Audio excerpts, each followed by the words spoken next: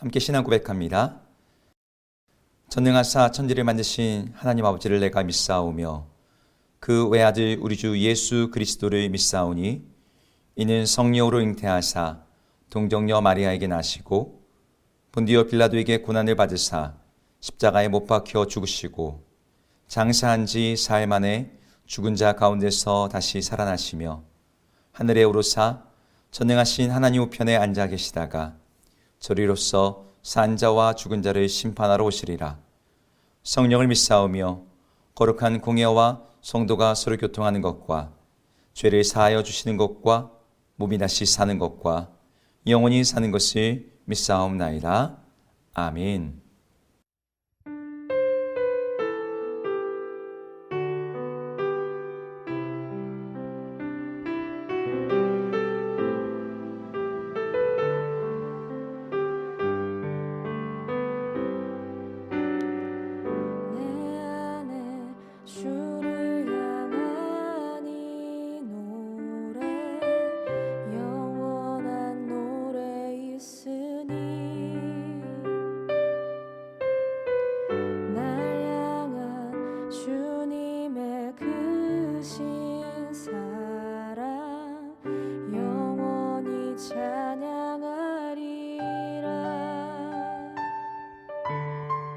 십자가 그 사랑 찬양하리.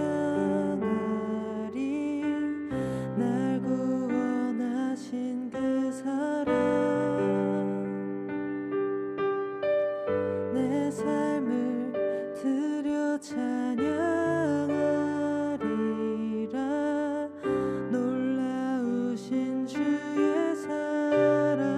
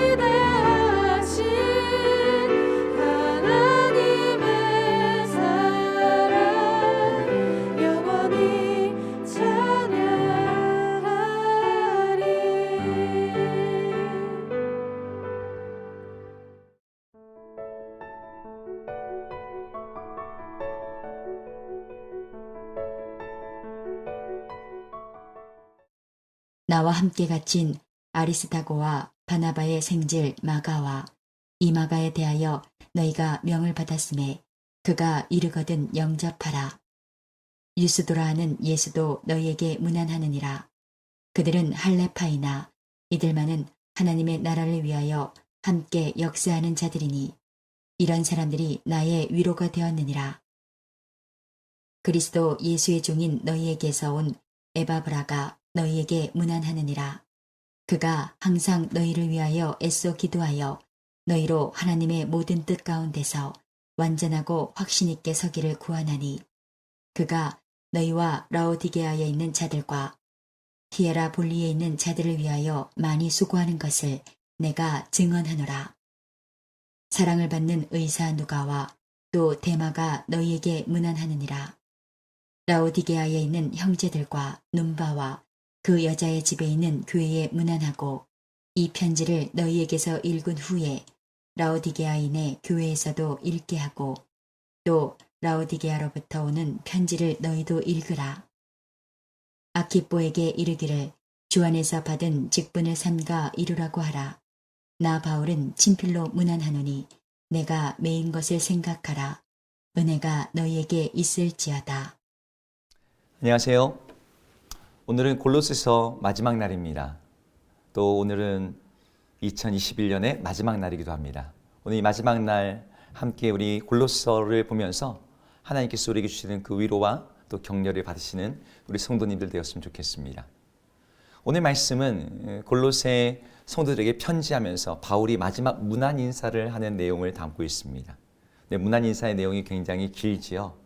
뭐 이렇게 뒷말이 긴가 싶지만 여기에는 바울의 인사말만이 아니라 함께 바울과 동역했던 여러 사람들의 문안 인사를 함께 담고 있기 때문에 이 인사의 내용이 좀 깁니다. 여러 사람들이 나오는데 우선은 앞부분에 오늘 읽은 본문에는 아리스타고 그다음에 마가 그다음에 유스도라고 하는 예수 이 세 사람의 인사가 나와요. 근데 이들은 할레파라고 하는 설명이 부과되어 있습니다. 하나님의 백성으로서 하나님의 백성이 된 사람들은 할례를 받아야 된다. 사실 유대인들은 다 할례를 받았죠.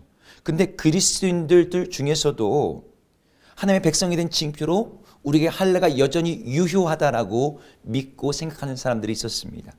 그들이 할례파인 거예요.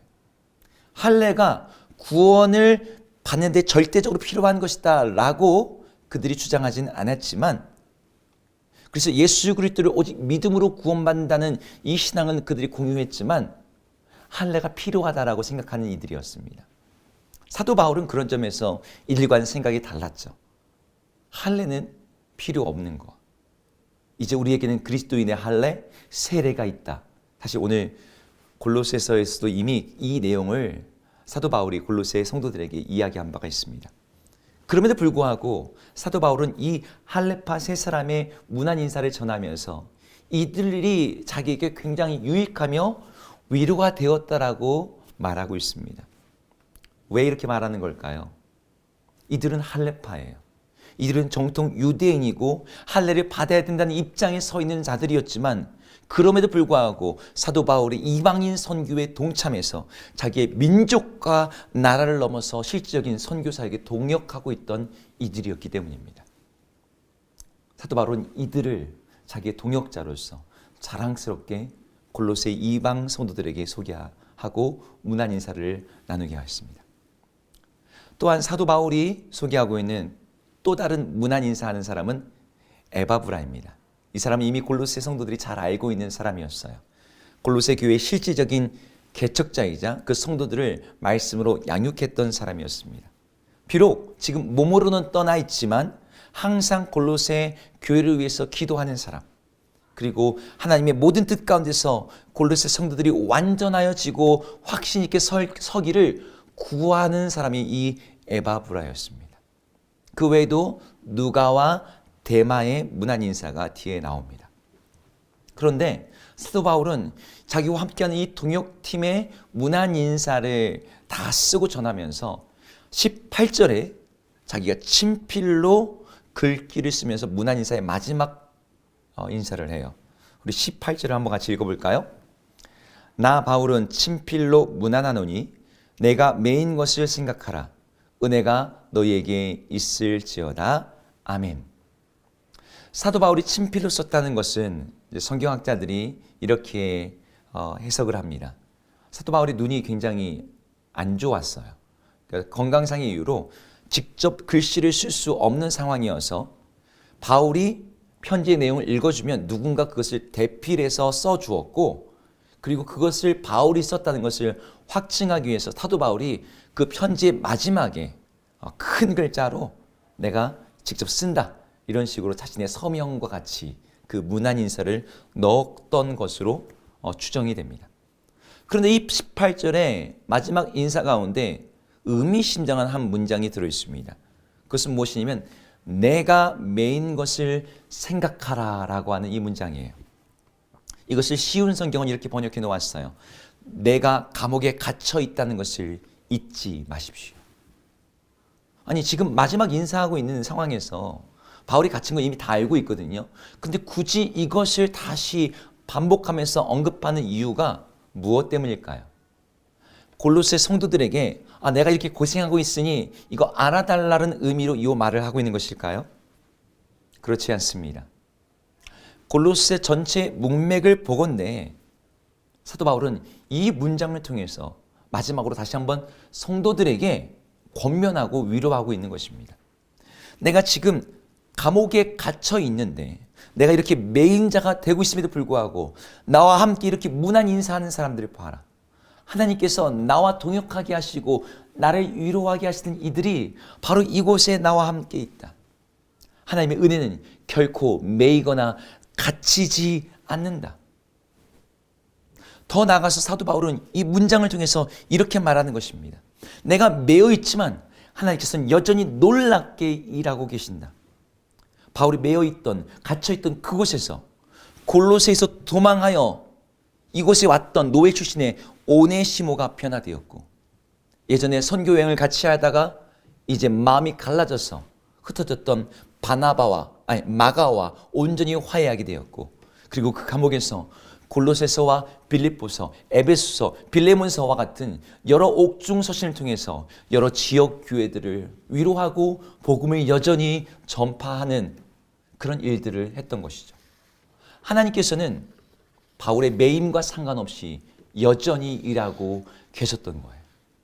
바울은 그것을 골로새 성도들도 알기를 원했습니다. 나의 매인 것을 생각하라. 내가 매어 있음에도 불구하고 주의 복음을 위해서 내가 이렇게 편지하고 기도하고 간구할 때 하나님께서는 여전히 이 아시아와 마게도냐와 로마와 전 지구 가운데 전 세계 가운데 주의 복음을 확장시키며 그 복음의 비밀을 아는 자들을 늘어나게 하시며 주의 백성들로 말씀이 흥왕하게 하신다라고 하는 것이죠. 사도 바울이 처해 있는 상황, 그의 매여 있는 상황은 분명 힘들고 불편하고 어려운 것이었을 겁니다. 하지만 사도 바울이 주목했던 것은 그 어려움과 불편한 자체가 아니었어요. 그럼에도 불구하고 하나님이 어떻게 일하시는지, 그럼에도 불구하고 하나님께서는 어떻게 위로하시고 격려하시고 주의 몸된 교회를 세워 가시는지 거기에 바울의 시선이 있었던 거예요. 이것은 지금 우리들에게도 도전과 위로가 됩니다. 나의 매임을 생각하라. 우리들이 힘든 상황에 있을 때, 우리들이 처해 있는 어려운 상황 속에서 우리는 사도 바울과 같은 동일한 시선으로 이 상황을 볼 수 있습니다. 우리가 거의 2년 동안 코로나라고 하는 상황에 매여 있지 않습니까? 코로나로 인해서 예배도 우리의 신앙생활도 여러 가지 많은 점에서 어려움 가운데 있습니다. 이것이 우리가 불평하고 삐딱한 시선으로 본다면 얼마든지 핑계대고 불편하게 말할 수 있는 것들이 많이 있어요. 하지만 우리가 사도 바울이 오늘 고백하는 그 시선을 가지고서 본다면 우리의 매임이, 우리의 갇힘이, 우리가 지금 경험하고 있는 이 코로나 상황이 그냥 단순한 불평과 원망의 상황이 아니라는 것이죠. 그럼에도 불구하고 하나님은 매여있지 않으셔서 여전히 주의 선한 일을 이루고 계신다는 이 사도 바울의 고백이 바로 우리의 고백이 될 줄로 믿습니다.